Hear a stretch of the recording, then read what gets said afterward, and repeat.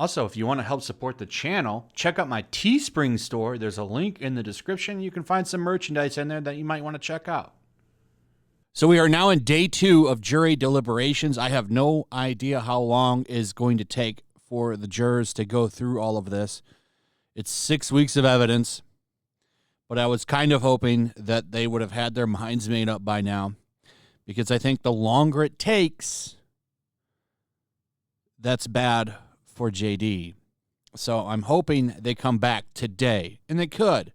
They could come back today. It's very possible. It's very possible, but as of now, they are still deliberating, and I don't know when they're going to come up with a verdict. They have quite a few things they have to go over. Yesterday, they actually did come back with a question, and it was about one of the instructions.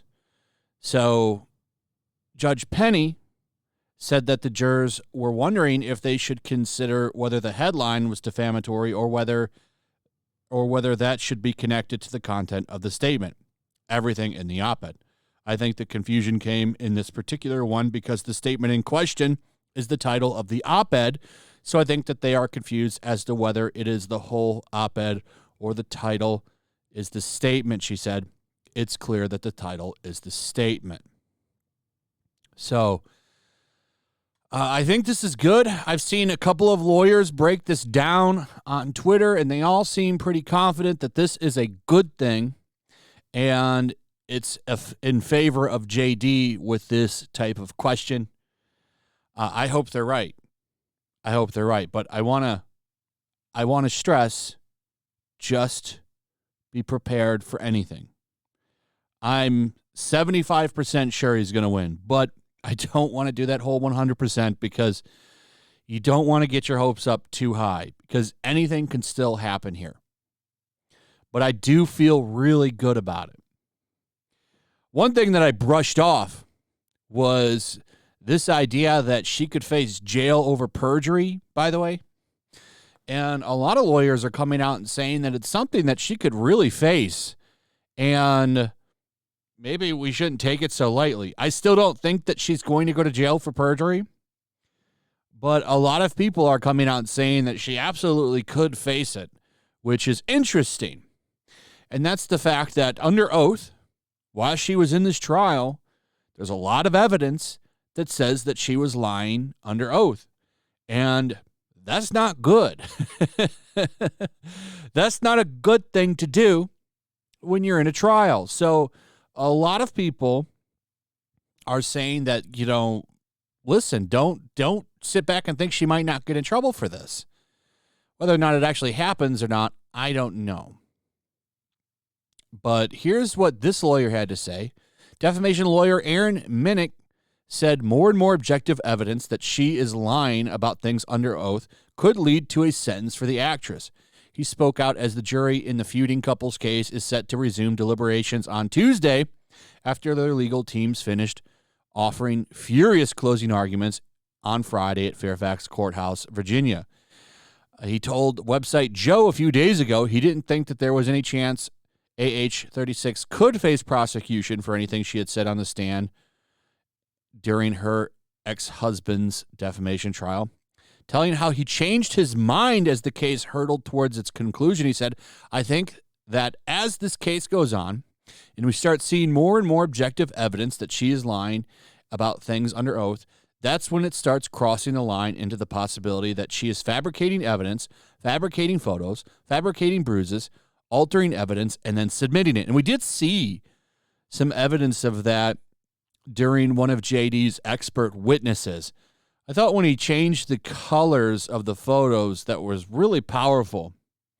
And I think it's pretty obvious that something fishy is going on with those photos. I was on a live stream with that umbrella guy yesterday, and we were talking, and he was going over the pictures. And in one of them, she's wearing a white shirt. Well, I don't know about you, but usually when I wear a white shirt, it's white, not red. It looked like the shirt had been in the washer with a dark-colored red shirt, and it brushed off onto the white one. I'm saying that because it looks like it was the lighting that changed the color of the shirt. So, maybe something will happen here. He said, I would hope that prosecutors would take a close look at it, because if there is very clear evidence that she did that, that should certainly be considered. If it was proven that that was the case, and that's certainly some questions being raised in the trial, and that's certainly some questions being raised in the trial currently that could potentially lead to a criminal prosecution and jail time. So, pretty interesting. Another thing that's been popping up is this right here. This is something from her Instagram, a deleted AH Instagram post celebrating with Whitney after getting $7 million settlement. And it's like, oh, wow, that PTSD is really kicking in right here. I've got the music blanked out here because it would get copyright claimed. But look at her in here. And this is, you know, her all broken up with fear and stuff. Look at that. Pretty interesting, I think. Finally, JD gets no break with the media. Fox 6 Milwaukee and another website were reporting on this. And it's almost like they're trying to shame him for living lavishly when he was in Virginia. So he was staying at a Ritz-Carlton, and they're pointing out that he had $1,000 a day a bill. It's like, really? Who cares? He's rich. He's rich as hell. Of course he's going to live lavishly while he's there.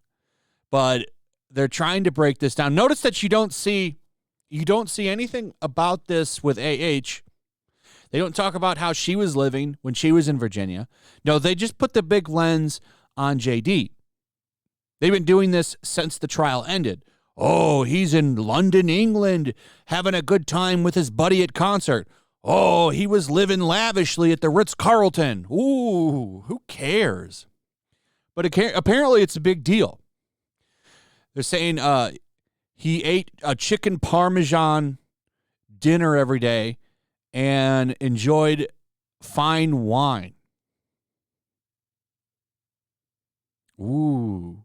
Is it really that big of a deal? We already know he drinks. So he frequently dined with his bodyguards and attorneys and other handlers in a private room off the bar that has a curtain and a separate exit.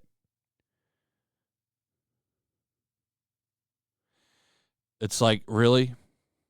I think this is funny and nitpicking, but it's just crazy to me how much of the media is just trying whatever they can to spin anything he does into some kind of negative press. It's crazy, and it's not working. You think that they would give it up by now, but no, they just keep going. Ooh, maybe we'll get him this time. Anyway, I hope we get a verdict today. We'll see what happens. Let's hope that we get some justice.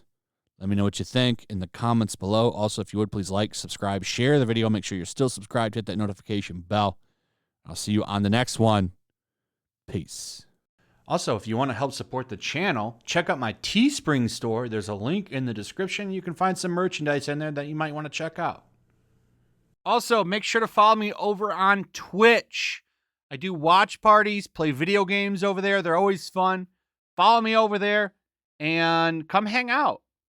Also, make sure you subscribe to YellowFlash, my other channel. There's a link to that in the description as well. I do a lot of live streams over there that I don't do on this channel. Usually smaller and a little bit more personal. So make sure you follow me over there and sign up.